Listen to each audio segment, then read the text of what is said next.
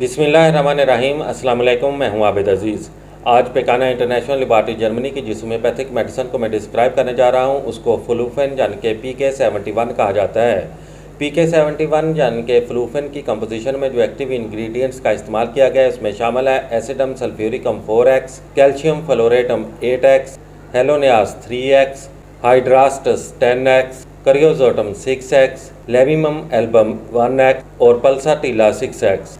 मज़ीद डिटेल में जाने से पहले मेरी आपसे रिक्वेस्ट है कि अगर आपने अभी तक मेरे चैनल को सब्सक्राइब नहीं किया तो इसको सब्सक्राइब भी कर लें और वीडियो को भी लाइक करने के साथ साथ बेल आइकन को भी प्रेस कर लें ताकि मेरी हर नई आने वाली वीडियो का नोटिफिकेशन आपको बर वक्त मिल सके। फ्लूजन यानी कि PK71 का इस्तेमाल लिकोरिया और अंदरूनी सोजश की दवा के तौर पर किया जाता है।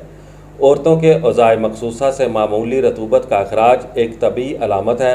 अगर रतूबत का अखराज बढ़ जाए और आहिस्ता आहिस्ता इस सैलाने रहम की ज़्यादती के बायस रहम में सोजश पैदा हो जाती है, जलन और खारिश होना शुरू हो जाती है, बदबूदार गंदा सब्ज़ी माइल, सफ़ेद माइल या पानी की तरह का मवाद शर्मगाह से खारिज होना शुरू हो जाता है, जिसके बायस कमर दर्द, टांगों में दर्द, पिंडलियों का अकड़ जाना, दिल का डूबना, चक्कर आना, नकाहत का एहसास, काम में दिल का ना लगना, जल्द काम से उकता जाना, सन यास में लिकोरिया का अखराज, उम्र बलूगत में पहुंचने से पहले लिकोरिया का अखराज। फ्लूफेन इन तमाम अलामात के लिए मौसर और बेहतरीन दवाई के तौर पर जानी जाती है और फ्लूफेन के इस्तेमाल से लिकोरिया से मुतल्लिका शिकायतों में तेज़ी से कमी आ जाती है। इसके ज़ेरे असर हर तरह की अंदरूनी सोजश भी मुकम्मल तौर पर ख़त्म हो जाती है।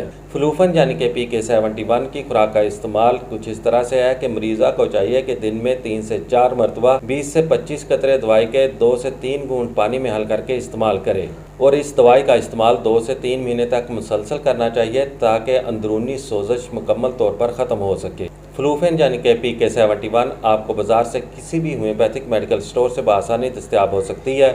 उम्मीद करता हूँ कि ये वीडियो आपको अच्छी लगी होगी। इसी के साथ ही नेक्स्ट वीडियो तक आबिद अज़ीज़ को दें इजाज़त। अल्लाह हाफिज़।